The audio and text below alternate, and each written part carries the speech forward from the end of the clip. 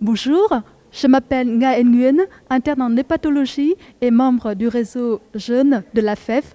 Aujourd'hui, nous allons rencontrer Dr Gisèle Nkouchou, qui est hépatologue à l'hôpital Avicenne, qui est l'auteur aussi de l'étude sur la faisabilité et les résultats de l'ablation percutanée par radiofréquence multipolaire dans le traitement des carcinomes hépatocellulaires non visibles à l'échographie, qui est une situation pas rare dans notre pratique courante. Allez, on va lui poser des questions et elle va nous répondre à notre curiosité. J'aimerais bien savoir, qu'est-ce qui vous a incité à mener cette étude ? L'imagerie en coupe qui est réalisée chez des patients qui ont développé un premier carcinome hépatocellulaire nous a permis de découvrir de façon non exceptionnelle des nodules typiques de CHI qui n'étaient pas visibles en échographie. Il en est de même dans certains cas de nodules typiques en échographie, chez qui le bilan d'extension de l'imagerie en coupe permet de découvrir des petits carcinomes hépatocellulaires toujours non visibles en échographie, et également chez certains patients qui ne sont pas éligibles pour un dépistage du carcinome hépatocellulaire par échographie du fait de l'échogénicité. Donc la découverte de CHI typiques, parfois de petite taille, et des patients qui ne sont pas visibles en échographie n'est pas une circonstance rare et reste un challenge pour la prise en charge. Quand les patients sont éligibles pour une transplantation et sont en attente de greffe, on peut envisager chez eux une embolisation en attendant la greffe. Chez les patients non éligibles pour la greffe, le problème thérapeutique se pose, en sachant que les alternatives thérapeutiques à l'ablation percutanée, qui sont l'embolisation seule ou l'embolisation couplée à une radiofréquence, restent des traitements pour nous moins curatifs en termes de contrôle local de la tumeur, plus invasifs, et de l'autre pendant thérapeutique possible qui est la radiothérapie, n'a pour le moment pas donné des résultats concrets.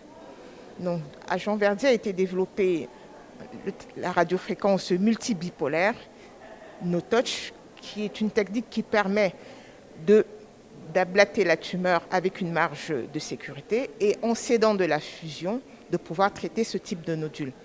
Donc nous avons entre 2005 et 2020 à Jean Verdier traité des nodules de carcinome hépatocellulaire visibles en échographie, des nodules de carcinome hépatocellulaire non visibles en échographie, mais visibles après fusion d'images, et des nodules de carcinome hépatocellulaire qui n'étaient visibles ni à l'échographie, ni après la fusion d'images.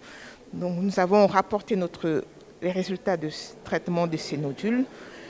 Nous avons pu obtenir, grâce à la radiofréquence multibipolaire avec la fusion d'images, une réponse complète des ablations des tumeurs, des nodules non visibles en échographie et également après la fusion d'images, au prix de nombre de séances plus important, 2 fois plus de séances, et d'un risque de récidive locale également plus important.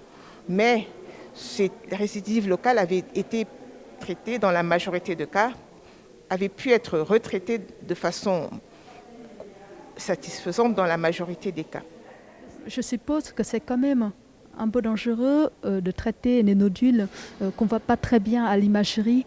Donc, dans votre étude, est-ce qu'il y avait un taux de complications important chez les patients traités pour ces nodules non visibles à l'échographie ? Et quelles sont les précautions à prendre ? Nous avons observé 2 complications sévères pour le traitement des nodules non visibles en échographie et non visibles après la fusion d'images.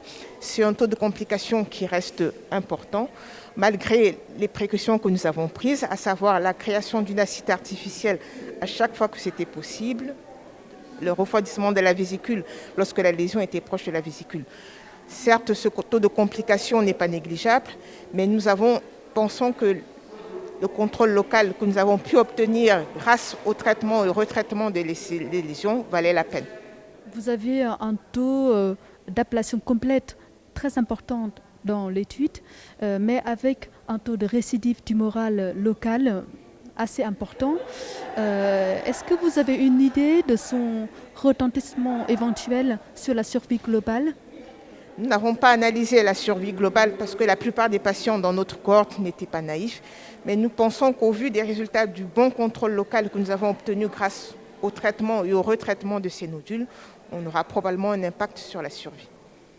Bon, merci beaucoup de ce moment de partage très enrichissant.